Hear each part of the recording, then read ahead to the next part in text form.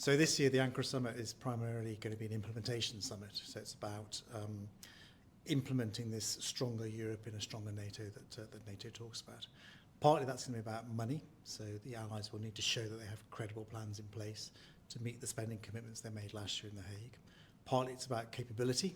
So the allies will again need to show they have plans to fill the capability requirements, the NATO force model capability requirements that were laid out in the regional plans.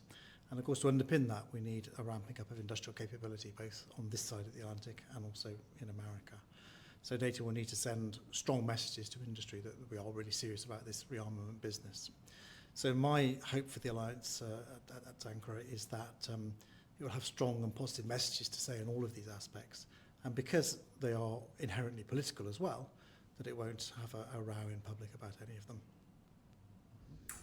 So one of the main expectations for the NATO summit in Ankara is that NATO should express continued and unanimous support to Ukraine in order to help Ukraine to keep the upper hand that it has achieved vis-à-vis Russia during recent weeks and months, and of course also to help reduce the losses that Ukraine continues to suffer. And here Estonia has been very active already a couple of years ago. It proposed that every ally should spend at least 0.25% of GDP on supporting Ukraine. And this goal is still not shared by all allies, but it does shape the debates. And NATO Secretary General Mark Rutte has also been referring to this figure and has called on all NATO countries to indeed deliver 0.25% of their GDP to support Ukraine.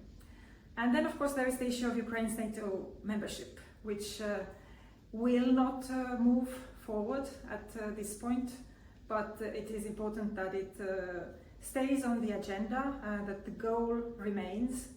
And to countries on the eastern flank, it is obvious that NATO will need Ukraine in future, either as a partner, but preferably as a member in future, in order to ensure strong defense and deterrence vis-à-vis Russia.